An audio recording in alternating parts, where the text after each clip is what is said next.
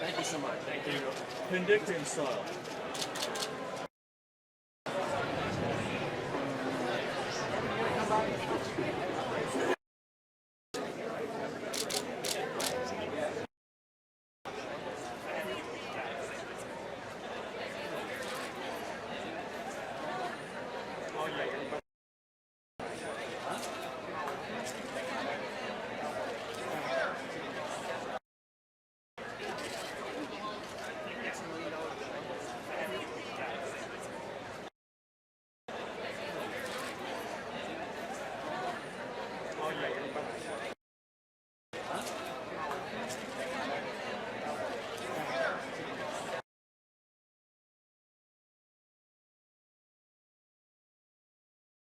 I mean, it's very exciting. It feels kind of surreal because, you know, we spent so long making the movie and before that preparing for the movie, that to be here thinking that not only are we sharing it, but it's like it's about to be released to the world is wild, and I'm very excited.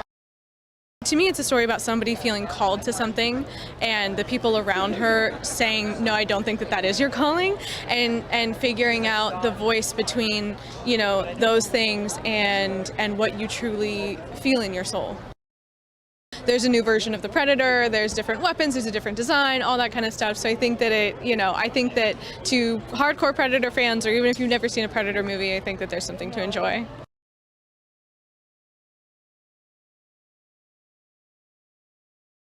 One thing I love about this movie is that it's different, but it's also similar in enough ways that it kind of gives you a sense of nostalgia. You know, the first one, you're in the jungle, you know, spooky things are going on, you don't quite know what's happening, and I think that this movie goes back to that in a sense. Things, you know, you're in the woods, things go wrong.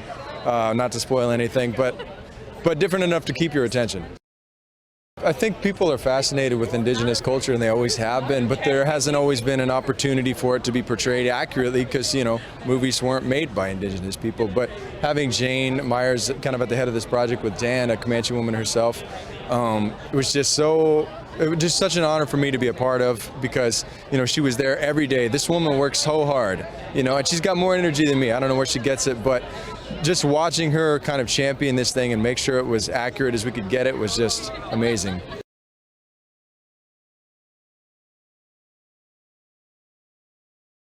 The things that Dan did with this movie, you know, give it new life while still staying true to the traditional Predator way.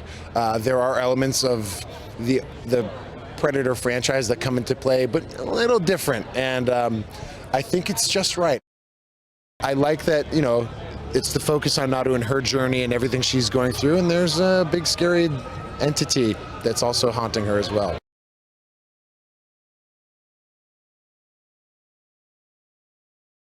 This movie I've been working on for 5 or 6 years, and I am so excited that we finally can talk about all the awesome things that are in it.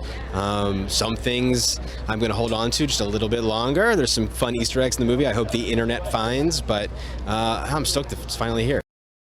I think they will recognize the core, the genre mashup that was the '87 movie we have again here now. It's much more of an adventure film mixed up with science fiction and horror. We've redesigned the creature a little bit so that it could surprise audiences once again. It hasn't really surprised since that first '87 movie that we first saw the creature, the Predator, when it was cloaked, and we thought that was it. We then saw it with its biomask, and we thought that was it. And then it revealed its final form, and this movie gets to surprise even diehard fans of the franchise once again.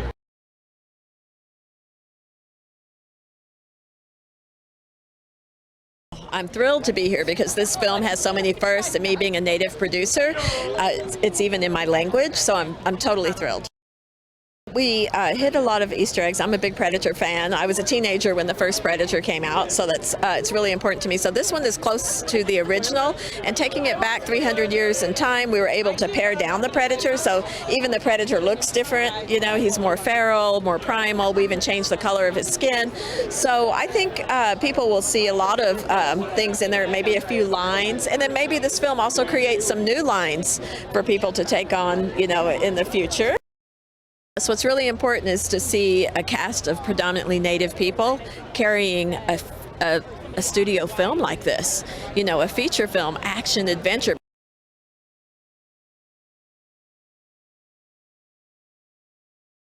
What I'm most excited about, I haven't seen it on the big screen, and that is going to be cool with sound effects and visual effects. I haven't seen this cut in some time, so I'm super excited for everybody.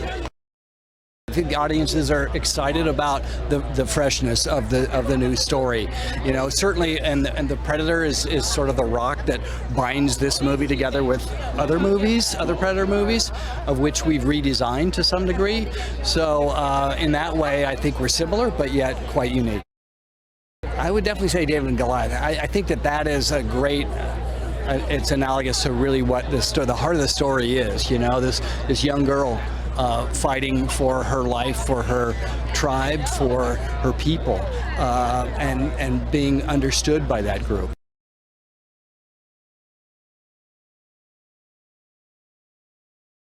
It is so exciting to come to LA. I came from Canada. We shot this in Canada, so it's got a lot of Canadian roots to it. But I had such a great time working with this cast, and I play Amber's mom, and we had so much fun together.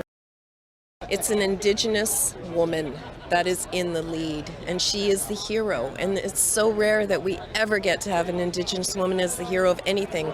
For our young people, this is something that they can look up to and have a hero in Amber, and I love that. I am most excited to see an Indigenous cast of young people who are going to just be heroes.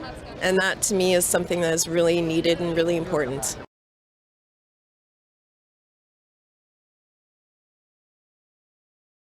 Honestly, it's truly amazing and very gratifying to be something bigger that will last generations. Predator and Comanche dub, in a dub of the Comanche language. I think that's truly monumental. Just to have a franchise movie done in the Comanche language, because that was something we talked about on set before we started shooting, was having it completely done in Comanche language.